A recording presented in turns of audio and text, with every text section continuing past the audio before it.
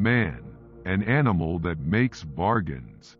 One's mind has a way of making itself up in the background, and it suddenly becomes clear what one means to do.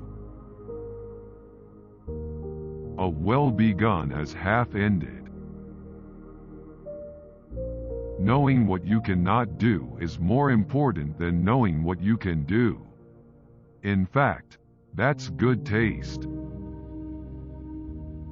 Ambition often puts men upon doing the meanest offices, so climbing is performed in the same position with creeping. I am sure it is one's duty as a teacher to try to show boys that no opinions, no tastes, no emotions are worth much unless they are one's own. I suffered acutely as a boy from the lack of being shown this. When you get to my age, life seems little more than one long march to and from the lavatory. All the best stories are but one story in reality, the story of escape. It is the only thing which interests us all and at all times, how to escape. The worst sorrows in life are not in its losses and misfortunes, but its fears. As I make my slow pilgrimage through the world, a certain sense of beautiful mystery seems to gather and grow. I read the newspaper avidly. It is my one form of continuous fiction. People seldom refuse help, if one offers it in the right way. Very often a change of self is needed more than a change of scene. Life is a sweeter, stronger, fuller, more gracious thing for the friend's existence, whether he be near or far. If the friend is close at hand, that is best, but if he is far away, he is still thee to think of, to wonder about, to hear from, to write to share life and experience with, to serve, to honor, to admire, to love.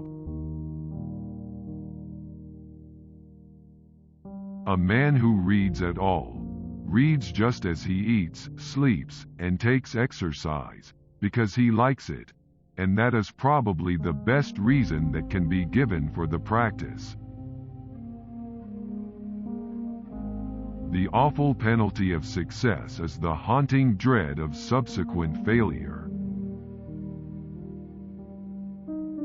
In real life, the adventures are scanty, and for most of us existence moves on in a commonplace and inconsequent way. Misunderstandings are not cleared up, complexities are not unraveled. I think it is time that ambition often puts men upon doing the meanest offices, so climbing is performed in the same position with creeping. People who deal with life generously and large-heartedly go on multiplying relationships to the end. Readjusting is a painful process, but most of us need it at one time or another. Because of a friend, life is a little stronger, fuller, more gracious thing for the friend's existence, whether he be near or far.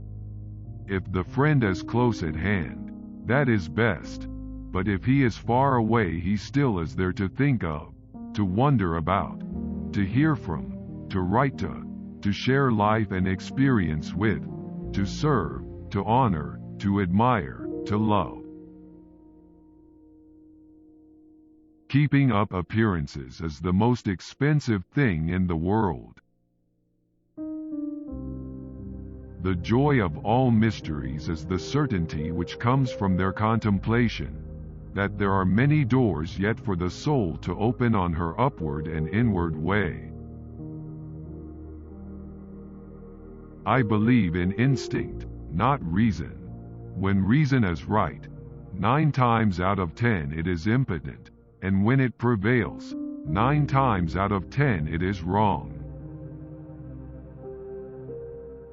I don't like authority, at least I don't like other people's authority.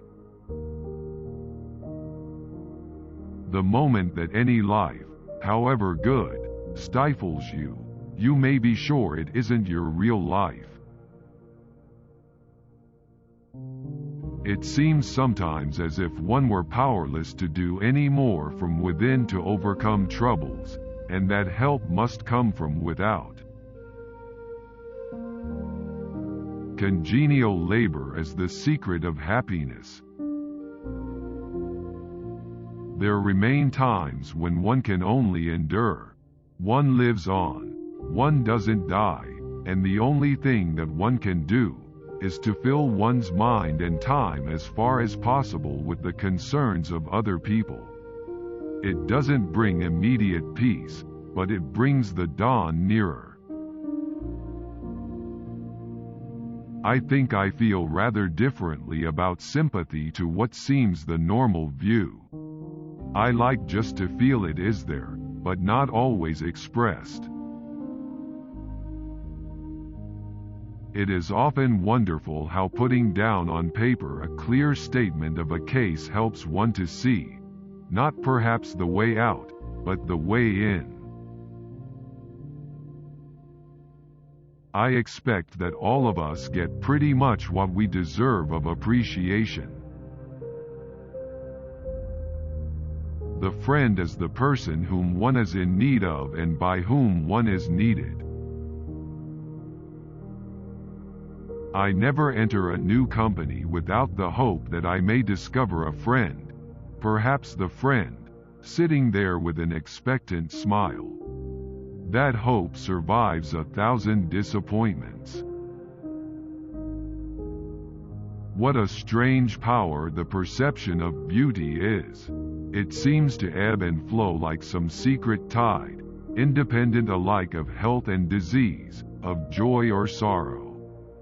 There are times in our lives when we seem to go singing on our way, and when the beauty of the world sets itself like a quiet harmony to the song we uplift.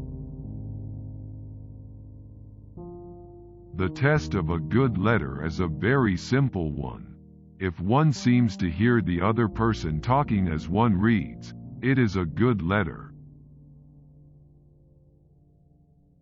Do you know the times when one seems to stick fast in circumstances like the fly in the jam pot?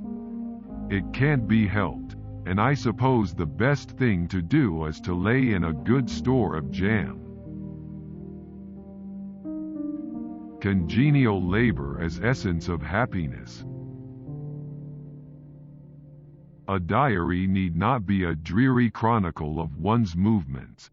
It should aim rather at giving salient account of some particular episode, a walk, a book, a conversation. Readjusting is a painful process, but most of us need it at one time or another.